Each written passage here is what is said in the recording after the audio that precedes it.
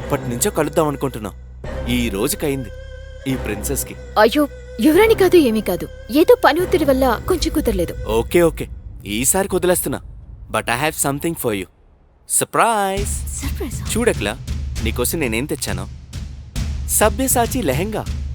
దీపికా పదుకొని తన మ్యారేజ్లో వేసుకుంది కదా, సేమ్ టు సేమ్ అదే. నువ్వు ఇది మన రమ్య పెళ్లికి వేసుకో, అద్దిరిపోతుంది. ఓ, ఇది నా కోసం తెచ్చావరానా? This is so lovely. Thank you so much for your gift. ఈ మాత్రానికి థ్యాంక్స్ ఎందుకు అఖిల? నీ ముందు ఇవన్నీ చాలా చిన్నవి. నేను నా ఫ్రెండ్కి చెప్పి స్పెషల్గా తెప్పించా.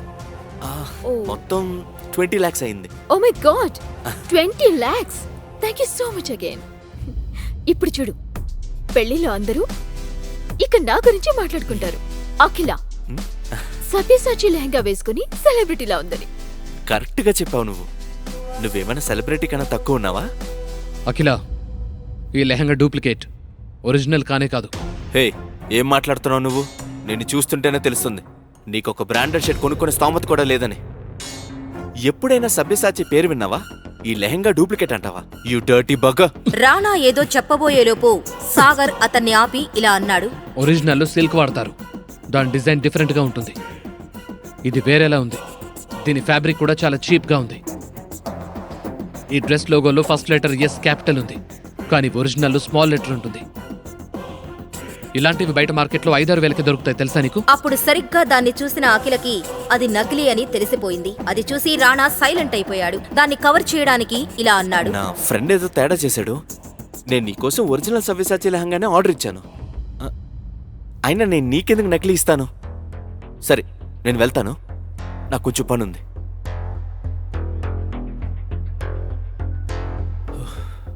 అమ్మో, కొంచెం ఉంటే దొరికిపోయావండి.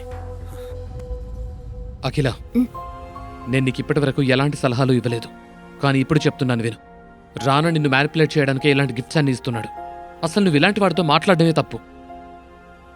నేను నీకు మాటిస్తున్నాను, ఏదో ఒక రోజు అసలైన బ్రాండ్ నీకు గిఫ్ట్ తీసుకొని వస్తాను. దానికోసం కావాలంటే ఎంత కష్టమైనా భరిస్తాను.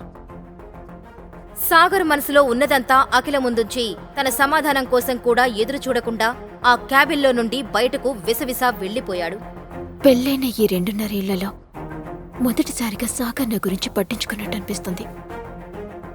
రానా లాంటి వాళ్ళ నుంచి కాపాడుతున్నట్టు ఒక మంచి security feeling. Madam, sign please.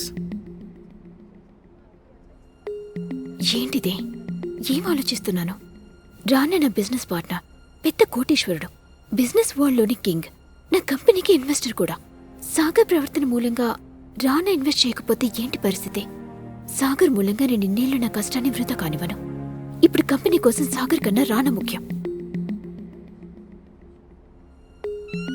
Sagar, ఏ సాగర్,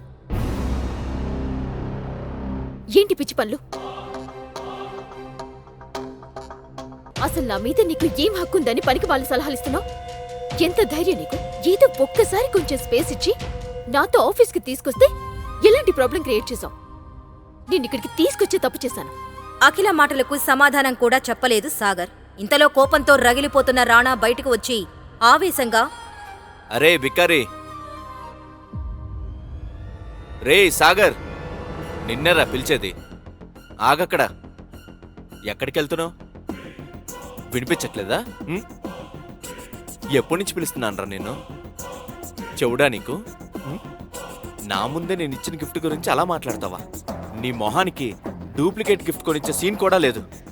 ఇంకో విషయం, నీ లెవెల్ ఏంటో నువ్వు తెలుసుకుంటే మంచిది. పని పాట లేని బెకారిగాడివి నువ్వు నాతో గొడవ పడతావా?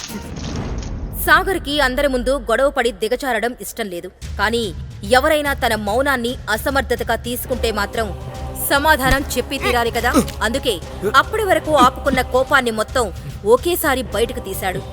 రాణా ముఖం మీద వేలుని యాటిట్యూడ్తో పాయింట్అవుట్ చేసి చూపిస్తూ, మొదటిది, నీ ముందు నిలబడి చూసావా? తను నా భార్య. తనకు నువ్వెంత దూరంగా ఉంటే నీకంత మంచిది. రెండోది, నీలాంటి వాడి దగ్గర నుంచి ఇలాంటి గిఫ్ట్ తీసుకోవాల్సిన అవసరం అస్సలు లేదు నా భార్యకి. తనకి నేను తీసుకొచ్చిస్తాను. కాబట్టి ఇలాంటి వేషాలు వేయటం ఆపిక. మూడోది, ఒరిజినల్ ఇచ్చే స్తోమత లేనప్పుడు నోరు మూసుకొని ఉండాలి. అర్థమైందా? రాజా, ఆఫీస్ నుండి బయటకు వచ్చిన సాగర్కు మనసు ఎంతో తేలికగా అనిపించింది. ఇంతలో ఉన్నట్టుండి సాగర్ మొబైల్ రింగ్ అయింది. సాగర్ ఫోన్ లిఫ్ట్ చేశాడు. నీ కాల్ కోసమే వెయిట్ చేస్తున్నాను. సార్, ఈరోజు ఒక స్పెషల్ పర్సన్తో మీకు మీటింగ్ అరేంజ్ చేశాను. అడ్రస్ మీకు వాట్సాప్ చేశాను సార్. మీరు ఒకసారి కలిస్తే బాగుంటుంది అనుకుంటున్నాను. ఇది 200 కోట్ల డీల్ సార్. మీరు ఆ డీల్ని ఫైనల్ చేసేదాకా మనం ఆ ప్రాజెక్ట్ని తీసుకోలేము సార్. నాకెవరిని కలవడానికి ఎటువంటి ఇబ్బంది లేదు. కానీ మీరు నా 2 కండిషన్స్ ఓకే చెప్తేనే. 1, నాకిప్పటికిప్పుడు సభ్యసాచి లెహంగా కావాలి. దాని కాస్ట్ మినిమం 1 కోటి అయినా ఉండాలి. 2ది మీకిప్పుడు వాట్సాప్ చేస్తున్నాను. అది కూడా అంతే ముఖ్యమైంది. మర్చిపోకండి, ఈ 2 పనులు వెంటనే జరిగిపోవాలి.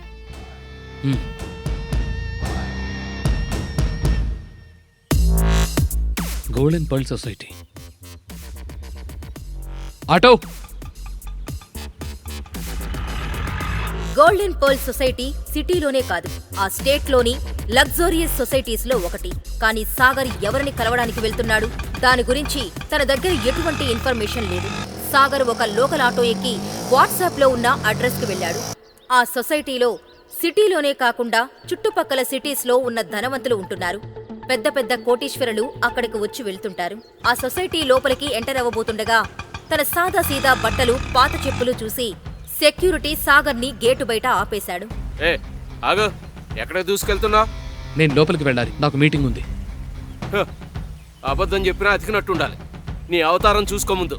నిన్ను చూస్తుంటే బ్యాంకు కన్నం పెట్టి దొంగలాగున్నా. ఇది golden society. I'm so proud of you Vaibhav. Forbes top richest man of ఇండియాలో ఒకటివి. ఇంతేకాక రియల్ ఎస్టేట్ రంగంలో రారాజు అంటారు నేను. ఇండియాలోనే రిచెస్ట్ సొసైటీ పర్ల్ సొసైటీకే ఓనర్వి. ఈ స్టేట్స్లో ఉన్న పెద్ద పెద్ద బిల్డింగ్స్కి, మాల్స్కి వన్ అండ్ ఓన్లీ అధినేతవి. ఇంత తక్కువ టైంలో ఈ స్థాయికి వచ్చాం. ఒక్కొక్కసారి నేను చూస్తుంటే జలసీగా ఉందిరా. ఇక్కడ చాలా పెద్ద మనుషులు కాస్ట్లీ కార్లలో వస్తారు. మరి నువ్వెందుకు వాళ్ళ డబ్బు దోచుకోవడానికి వచ్చావా? నీలాంటి వాళ్ళ గురించి నాకు బాగా తెలుసు. ముందు వెళ్ళి ఇక్కడి నుంచి. ఇంతలో ఒక కాస్ట్లీ కార్ వచ్చి అక్కడ ఆగింది. సడన్ బ్రేక్ వేయడం మూలంగా అది సరిగ్గా సాగర్ ముందుకి వచ్చి ఆగింది. ఆ కార్ మరెవరిదో కాదు, ఆ golden pearl society owner mister వైభవ్ది. రియల్ ఎస్టేట్ రంగంలో రారాజు అంటారు వైభవ్ని. ఆ స్టేట్లోని పెద్ద పెద్ద బిల్డింగ్స్ అండ్ సొసైటీస్కి అధినేత. కారులో నుండే అక్కడ జరిగిందంతా చూశాడు వైభవ్. వెంటనే కారు దిగి సెక్యూరిటీ గార్డ్ని అరవడం మొదలుపెట్టాడు. ఏం జరుగుతుంది ఇక్కడ? అది కూడా నా సొసైటీ గేట్ ముందు. ఇలా అయితే మన సొసైటీ రెప్యుటేషన్ ఏమవుతుంది? చూడండి సార్, ఈ బేకారిగాడు లోపలికి వెళ్ళాలని చూస్తున్నాడు. నేను ఎంత ఆపినా ఆగట్లేదు. సాగర్ సార్, నన్ను క్షమించండి. మిమ్మల్ని అసలు చూడనే లేదు. మీరు వస్తున్నారని తెలిస్తే నేనే వచ్చి రిసీవ్ చేసుకునేవాడిని. అరే వేస్ట్ ఫెలో, అసలు తనెవరో తెలుసా నీకు? నీ వల్ల నాకు పరువంతా పోయింది. నిన్నిప్పుడే పనుల నుండి తీసేస్తున్నాను.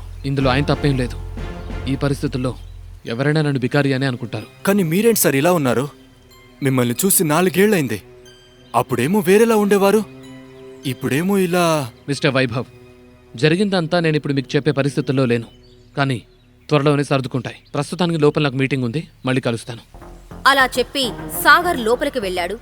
ఓనర్ని అలా ఒక బికారి ముందు వంగి వంగి మాట్లాడడం చూసి సెక్యూరిటీ గార్డ్ కంగారు పడ్డాడు. కోట్లకు పడగలెత్తిన ఈ రారాజు ఈ పేదవాడిని సర్ అని ఎందుకంటున్నాడు? ఒకవేళ సాగర్ అతనికన్నా కోటీశ్వరుడా? ఒకవేళ అయితే ఇలా పేదవాడిగా ఎందుకున్నాడు? గార్డ్ అలా ఆలోచిస్తుండగా సాగర్ మీటింగ్ కోసం సొసైటీలోని క్లబ్ హౌస్కి వెళ్ళాడు. అక్కడికి వెళ్ళగానే తన దృష్టి సూటూ బూటూ వేసుకున్న ఒక పెద్ద మనిషి మీదకు వెళ్ళాయి.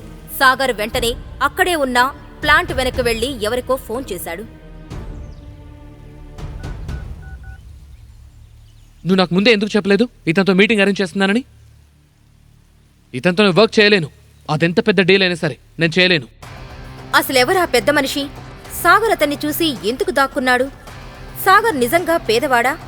ఒకవేళ అయితే అంత పెద్ద డీల్ చేయడానికి ఎందుకు వచ్చాడు? సాగర్ ఒకవేళ కోటీశ్వరుడైతే మరి పనివాడిలా అత్తారింట్లో ఎందుకుంటున్నాడు? సాగర్ గురించిన నిజం అఖిలకి తెలిస్తే ఏం జరగనుంది? అసలు సాగర్ పెళ్లి అఖిలతో ఎందుకు జరిగింది? ఈ ప్రశ్నలకు సమాధానాలు తెలుసుకోవాలంటే నెక్స్ట్ ఎపిసోడ్ వినాల్సిందే. క్రింద ఇచ్చిన లింక్ ని క్లిక్ చేసి పాకెట్ ఎఫ్ఎం యాప్ ని ఇన్స్టాల్ చేసుకోండి. Stay tune to pocket FM.